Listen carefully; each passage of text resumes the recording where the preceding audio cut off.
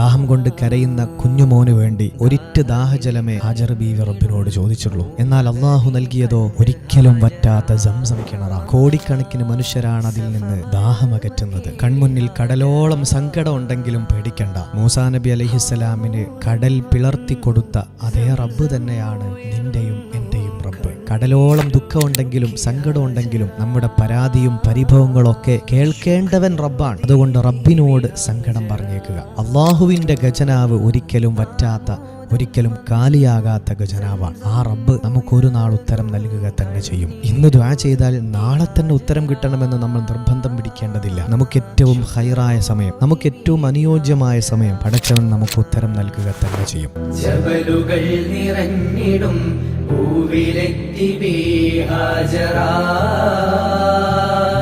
ജന്നാത്തിൻ Nari Hajara.